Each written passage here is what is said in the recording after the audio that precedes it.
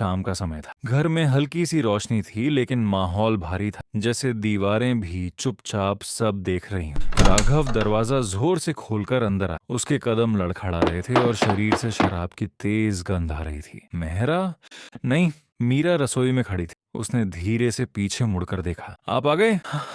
उसकी आवाज बहुत धीमी थी। राघव ने कोई जवाब नहीं दिया। वह सीधे कुर्सी पर बैठ गया और मेज पर रखी बोतल उठाकर फिर से पीने लगा। मीरा कुछ पल उसे देखती रही, फिर हिम्मत करके बोली, राघव, इतना मत पिया करो, आपकी तबीयत। बस। राघव की आवाज अचानक तेज हो गई। तुम मुझे सिखाओगी अब? मीरा चुप हो गई। उसकी आंखों में आंसू थे लेकिन उसने उन्हें गिरने नहीं। घर में फिर सन्नाटा छा गया, लेकिन यह शांति नहीं थी, ये दर्द था जो हर रोज बढ़ता जा रहा था। राघव पहले ऐसा नहीं था। शादी के शुरू में वह हंसता था, मीरा से बातें करता था, छोटी छोटी चीजों में खुशी ढूंढता था, लेकिन अब शराब, गुस्सा और दूरी, बस यही रह गया था। उस रात राघव ने मेज पर पैसे फेंके। ये लो, उसने ठंडे लहजे में कहा। कल कुछ लोग आएंगे, तुम्हें तैयार रहना है। मीरा ने समझने की कोशिश की। क्या मतलब? राघव ने उसकी आंखों में देखा, लेकिन उस नजर में प्यार नहीं था। मतलब समझने की जरूरत नहीं, वह बोला। बस जो कह रहा हूं वही करो। मीरा का दिल जोर से धड़कने लगा। उसे कुछ गलत होने का एहसास हो रहा था। राघव, आप ऐसा क्यों कर रहे हैं? उसकी आवाज कांप रही थी। राघव ने नजरें फेर ली। पैसे चाहिए, उसने ठंडेपन से कहा। बस एक लाइन। लेकिन उस लाइन ने सब कुछ तोड़ दिया। मीरा की आंखों से आंसू बहने लगे। मैं आपकी पत्नी हूँ, उसने धीरे से कहा। राघव ने कोई जवाब नहीं दिया। उस रात मीरा खिड़की के पास बैठी रही। बाहर अंधेरा था और अंदर उससे भी गहरा अंधेरा। उसने सोचा, क्या यही उसका जीवन है? क्या यही उसका प्यार था? दूसरी तरफ राघव सो गया, जैसे कुछ हुआ ही नहीं। लेकिन सच ये था, कुछ बहुत बड़ा हो चुका था। एक ऐसा फैसला लिया जा चुका था जो सिर्फ एक रिश्ता नहीं बल्कि जिंदगी ही खत्म कर देगा। और यही उसकी सबसे बड़ी गलती बनने वाली थी। रात गहरी थी, चारों तरफ सन्नाटा पसरा हुआ था, लेकिन राघव के भीतर वह अचानक उठ बैठा। उसका सांस तेज चल रहा, चेहरे पर पसीना, आंखों में डर। नहीं, उसके होठों से धीमी आवाज निकली। अभी अभी उसने एक सपना देखा था, या शायद सपना नहीं था, वही दृश्य। मीरा रो रही थी, उसकी आंखों में दर्द था, और एक सवाल, आपने मेरे साथ ऐसा क्यों किया? राघव ने आंखें कसकर बंद कर लीं। बस एक सपना है, उसने खुद से कहा, लेकिन दिल मानने को तैयार नहीं। उसने धीरे से अपनी नजर बगल में डाली। मीरा गहरी नींद में थी, चेहरा शांत, जैसे उसे कोई दर्द ही ना हो। राघव कुछ पल उसे देखता रहा। अजीब सा एहसास हुआ, क्या मैं सच में इतना बुरा हूं? उसके मन में एक आवाज उठी। वह बिस्तर से उठा और खिड़की के पास जाकर खड़ा हो गया। बाहर अंधेरा था, लेकिन आज उसे वो अंधेरा अलग लग रहा था, जैसे कोई उसे देख रहा। उसने जल्दी से पर्दा खींच, ये सब दिमाग का खेल, उसने खुद को समझाया। लेकिन सच कुछ और था। अगली सुबह सब कुछ सामान्य दिख रहा था। मीरा रसोई में थी, राघव चुपचाप बैठा था। चाय ले लीजिए, मीरा ने धीरे से कहा। राघव ने कप लिया, लेकिन आज उसकी नजरें मीरा पर टिक। कल की बात याद है, पैसे, वो फैसला। उसने कुछ कहना लेकिन शब्द नहीं निकले। आप ठीक हैं? मीरा ने पूछा। राघव ने तुरंत नजरें फेर ली। हाँ, बस सिर दर्द है।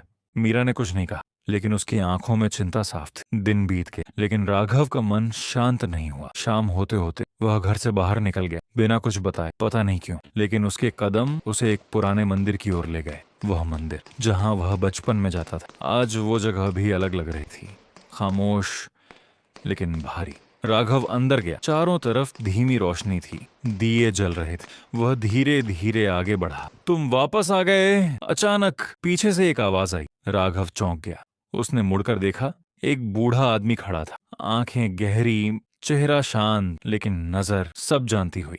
आप? राघव ने पूछा। बूढ़ा हल्का सा मुस्कुराया।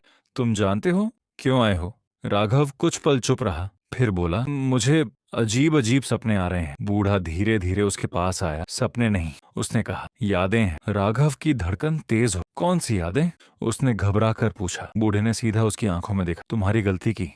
एक पल के लिए समय जैसे रुक गया। राघव कुछ समझ नहीं पा रहा था। तुमने जो किया है, बूढ़ा बोला, उसका असर सिर्फ एक जिंदगी पर नहीं पड़ता, वो वापस आता है। राघव के मन में डर बैठ। मैं क्या करूं? उसने धीमी आवाज में पूछा। बूढ़े ने मंदिर की ओर इशारा किया। पहले सच को स्वीकार करो, फिर उसे बदल। राघव ने आंखें बंद कर ली। उसके अंदर कुछ टूट रहा था और शायद कुछ नया बन भी रहा था। जब उसने आंखें खोली, वो बूढ़ा वहां नहीं था। मंदिर फिर से शांत, लेकिन राघव अब पहले जैसा नहीं था। उसके भीतर डर था, सवाल थे और एक शुरुआत जो सब कुछ बदलने वाली थी। सुबह थी, सूरज की रोशनी खिड़की से अंदर आ रही थी। सब कुछ सामान्य लग रहा था, लेकिन राघव के अंदर कुछ भी सामान्य नहीं था। वह चुपचाप बैठा था, नजरें कहीं दूर खोई हुई थीं। मीरा ने उसे देखा। आप ठीक है? उसने धीरे से पूछा। राघव ने हल्का सा सिर हिलाया। हाँ, लेकिन उसकी आवाज में यकीन नहीं था। कल रात का मंदिर, वो बूढ़ा आदमी, उसकी बातें, सब कुछ दिमाग में घूम रहा था। ये सपने नहीं, यादें हैं। राघव ने आंखें बंद की। आपने मेरे साथ ऐसा क्यों किया? जैसे उस आवाज से बचना चाहता हो। तभी थक थक थक दरवाजे पर दस्तक हुई। मीरा ने चौंक कर दरवाजे की तरफ देखा। मैं देखती हूँ, वो बोली। नहीं। राघव अचानक खड़ा हो गया। मीरा ने उसे हैरानी से देखा। मैं खोलता हूँ, राघव ने धीमी आवाज में कहा। उसका दिल तेज धड़क रहा, जैसे उसे पहले से पता हो। बाहर कौन है? वह धीरे धीरे दरवाजे की तरफ बढ़ा। हाथ कांप रहे थे। दरवाजा खुला। सामने एक आदमी खड़ा था, साधारण कपड़े, चेहरे पर हल्की सी मुस्कान, लेकिन उसकी आंखें अजीब थीं, गहरी और ठंडी। राघव जम गया। वही चेहरा, वही एहसास, वही परछाई। पहचाना? उस आदमी ने मुस्कुराते हुए पूछा। राघव के होंठ सूख गए। तुम कौन हो? आदमी धीरे से हंसा। मैं वही हूँ जिससे तुम भाग नहीं सकते। अचानक उसके पीछे की दीवार पर एक परछाई उभरी, लेकिन वो परछाई उस आदमी की नहीं। वो कुछ और, कुछ डरावना, कुछ असली। राघव एक कदम पीछे हट गया। मीरा, उसने धीरे से कहा। अंदर रहो। मीरा दरवाजे के पीछे खड़ी। उसके चेहरे पर डर साफ दिख रहा था। ये कौन है? उसने पूछा। आदमी ने उसकी तरफ देखा और मुस्कुराया। उस मुस्कान में कुछ ऐसा था जिससे राघव का खून ठंडा हो गया। उसे मत देखो, राघव ने तेज आवाज में कहा। आदमी फिर से हंसा। अब भी बचाना चाहते हो? उसने ताना मारा। राघव ने गुस्से से उसकी तरफ देखा। तुम यहाँ क्यों आए हो? आदमी धीरे धीरे आगे बढ़ा। याद दिलाने, उसने कहा। अचानक राघव के सामने सब कुछ बदलने लगा। घर, दीवारें, समय, सब कुछ धुंधला हो गया। और फिर वो वही जगह थी, वही रात। मीरा रो रही थी। राघव प्लीज, उसकी आवाज गूंज रही थी। राघव का दिल जोर से धड़कने लगा। नहीं, उसने सिर पकड़ लिया। आदमी उसके पास खड़ा था। देखो, उसने फुसफुसा कर कहा। ये तुम हो? राघव ने देखा। वो खुद था, वो जो पैसे के लिए अपनी ही पत्नी को बेच रहा था। बस करो, राघव चिल्लाया, लेकिन आवाज रुकने वाली नहीं थी। मीरा की आंखों में दर्द, उसकी चीख, उसका टूटना, सब कुछ वापस आ रहा था। राघव जमीन पर गिर गया। मैं ऐसा नहीं हूं, उसने कांपती आवाज में कहा। आदमी झुककर उसके पास आया। तुम थे, उसने धीरे से कहा। एक पल की खामोशी, और जब तक तुम इसे स्वीकार नहीं करोगे, तुम इससे बच नहीं सकते।